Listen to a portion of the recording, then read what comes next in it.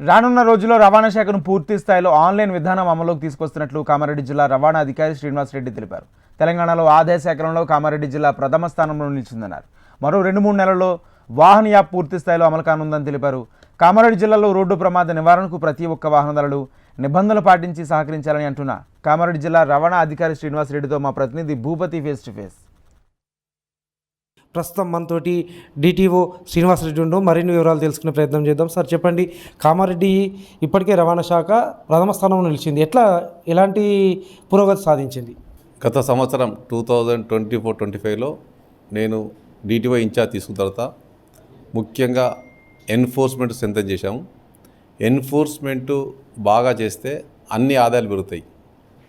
ముఖ్యంగా ఎన్ఫోర్స్మెంట్లో అంతకుముందు సంవత్సరం 5.5 కోట్లు ఉంటే మేము సుమారు 9 కోట్లు వేసాం. ఫస్ట్ నుంచి కూడా ఒక సిస్టమేటిక్గా మా ఇన్స్పెక్టర్ అందరు కూడా చెక్ పోస్టులల్లో పర్ డే టార్గెట్ ఫిక్స్ చేసి ఈ నాన్ పేమెంట్, ఈ జిల్లాలో నాన్ పేమెంట్ చాలా ఉండేది, ఈ నాన్ పేమెంట్ మీద ఫోకస్ చేసి ట్యాక్స్ కట్టిన బండ్లంతా సీజ్ చేసాం. వాళ్ళని ఎడ్యుకేట్ చేసాం. ట్యాక్స్ కట్టకుంటే మీకే లాస్ అవుతుంది, ఇన్ టైం ట్యాక్స్ కడితే మీకు లాభం అవుతుంది.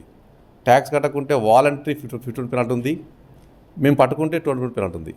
సో ఎక్కువ నంబర్ ఆఫ్ కేసెస్ నాన్ పేమెంట్లో బుక్ చేయడం వల్ల ఇటు గ్రీన్ ట్యాక్స్ కానీ, ఇటు కాట్ ట్యాక్స్ కానీ, ఫీజులు కానీ, ఎన్ఫోర్స్మెంట్ ఆదాయం పెరిగి ఇట్లా దీనికి సిస్టమేటిక్గా ప్రణాళికబద్ధంగా డే 1 నుంచి గత ఏప్రిల్ నుంచి మన మార్చి వరకు కూడా ఎవ్రీడే రివ్యూ చేసుకుంటూ ఈ ఆదాయానికి మా ఇన్స్పెక్టర్లు, కానిస్టేబుళ్ళు, హోంగార్డులు, అదేవిధంగా ఆఫీస్లో సీజ్ అయిన బండ్లను కూడా ఆఫీస్ స్టాఫ్ అందరు కూడా ఏఓ క్లర్క్లు అందరూ పర్ఫెక్ట్ చేసి ఈ మాకు ఇచ్చిన టార్గెట్లో 92.4%లో మేము ఫస్ట్ ఉన్నాము.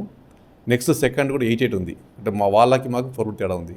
సుమారుగా గతం సంవత్సరం ఆదాయం కంటే 5.5 కోట్ల ఆదాయం పెంచాము. సో ఈ సంవత్సరం కూడా మాకు ఇచ్చిన టార్గెట్లలో అట్లీస్ట్ ఒక గ్రోత్ చూపిస్తాం అనుకుంటున్నాం. దాంతోపాటు ముఖ్యంగా ఈ సంవత్సరం మా దృష్టి అంతా రోడ్ సేఫ్టీ.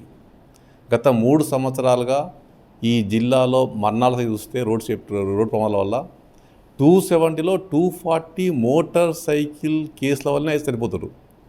ఇప్పుడు ఐఆర్ టీం పెట్టి బ్లాక్ స్పాట్లు ఐడెంటిఫై చేసి ప్రమాదాలు నివారించడానికి రోడ్లు వెడల్పు చేసినా కానీ చనిపోయే వ్యక్తులు మోటార్ సైకిల్ అనేది ఇంబ్యాలెన్స్ వెహికల్, అది సైకిల్ లాగా ఎప్పుడన్నా స్కిడ్ అయిపడవచ్చు. దానికి ఏ కారణం చెప్పలేము. దాన్ని ప్రమాదం మరణించకుండా చేయాలంటే helmet compulsory, helmet mandatory. So ఖచ్చితంగా ఎస్పీ గారు కూడా చాలా అగ్రెసివ్గా ఉన్నారు. ఈ సంవత్సరం ప్రమాదాలు 150 కంటే కావద్దు అంటే నిర్మోహమాటంగా టెక్నికల్ ఎక్స్పర్ట్ చెప్పాను. హెల్మెట్ అన్నది మన 90% మ్యాండేటరీ చేసినట్టయితే ఇనిషియల్గా కొంత ఇబ్బంది అవుతుంది ప్రజలకు, కానీ స్ట్రిక్ట్ ఎన్ఫోర్స్మెంట్ చేస్తే అందరూ హెల్మెట్ ధరించినట్టయితే సంవత్సరానికి కనీసం ఒక 100 నుంచి 150 డెత్తులు అరికట్టవచ్చు. కామారెడ్డి జిల్లాకు సంబంధించి 2 జాతీయ రహదారులు ఉన్నాయి. ఈ 2 జాతీయ రహదారుల్లో నిత్యం ప్రమాదాలు జరుగుతున్నాయి, వరుస ప్రమాదాలు జరుగుతున్నాయి. వీటికి సంబంధించి ఎట్లా నివారించేందుకు ప్రయత్నాలు చేస్తారు? నిజంగా చెప్పాలంటే జాతీయ రహదారుల్లో యాక్సిడెంట్ తగ్గుతున్నాయి. జాతీయ రహదారులలో యాక్సిడెంట్ నివారించాలంటే స్పీడ్ లిమిట్సే ముఖ్యం.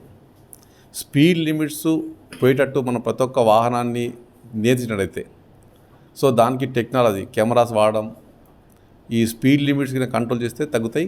కానీ ఇప్పుడు జాతీయ రహదారుల కంటే కూడా ఇంటర్నల్ రోడ్స్, పంచాయతీ రోడ్లో, ఆర్ఎన్బి రోడ్లలో ఎక్కువ చనిపోతున్నారు. ఇది కేవలం మోటార్ సైకిల్ డ్రైవింగ్ వల్ల. దీనికి రోడ్లు ఏ సంబంధం లేదు. ఆ vehicle it self is a imbalance vehicle. రవాణా శాఖలో ఏజెంట్ల వ్యవస్థ ఉందని ఇంకా ఆరోపణలు ఉన్నాయి. దీన్ని నివారించేందుకు ఎట్లాంటి చర్యలు తీసుకుంటారు? రవాణా శాఖ టెక్నాలజికల్గా డే టు డే చాలా టాప్గా పోతుంది. ఇప్పుడు మేము వాహన్ పోతున్నాం. వాహన్ వితిన్ 6 monthsలో వచ్చినట్టయితే ఇప్పుడు ప్రతి పనికి కూడా రిజిస్ట్రేషన్ షోరూల్ అయిపోతుంది. ఫస్ట్ థింగ్, లెర్నింగ్ లైసెన్స్ ఇంటిగా తీసుకోవచ్చు, ఫిట్నెస్ ఒకటి, డిఎల్ టెస్ట్ ఒకటి, ఇవి కూడా కంప్యూటర్ మీద చేస్తున్నారు. కాబట్టి వితిన్ 6 to 8 months లోపల ఈ అంటే ఆఫీస్కి వచ్చే ప్రజలు ఉండరు. దే హాస్ టు, ఆ వాహన్ సిస్టమ్ అట్లా ఉంది. ఎవ్రీ పని కూడా ఇంటికెళ్ళి వేసుకోవాలి. Transfer of ownership, change of address, అయిపోతున్న టర్మినేషను, ట్రాన్స్ఫర్ ఆఫ్ ఓనర్షిప్, ఇంకా ఏ పని కంటే ఆఫీస్కి వస్తాడు. సో అప్పుడు ఆటోమేటిక్గా డిపార్ట్మెంట్ మీద ఈ ఏజెంట్ల వ్యవస్థ ముద్ర పోతుంది. ఇప్పుడు ఖైరతాబాద్లో కూడా కెమెరాలు పెట్టారు. ఎవరైనా మా ఆఫీస్కు ఫ్రీక్వెంట్గా వస్తే అదే రికార్డ్ చేసి పోలీస్ రిపోర్ట్ చేస్తుంది. సో త్వరలోనే ఆ కెమెరా కూడా మా కామారెడ్డిలో వస్తాయి. సో ప్రజలు అవేర్ కావాలా.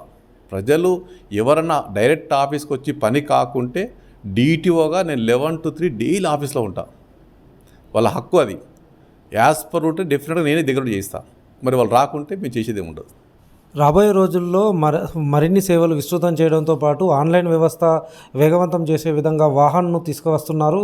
ఈ నేపథ్యంలో ప్రజలందరూ కూడా నేరుగా కార్యాలయాన్ని సంప్రదించాలా, ఏజెంట్లను సంప్రదించవద్దని కూడా చెప్తున్న పరిస్థితి నెలకొంది. కెమెరా పర్సన్ కళ్యాణ్తో భూపతి, HM టీవీ, కామారెడ్డి.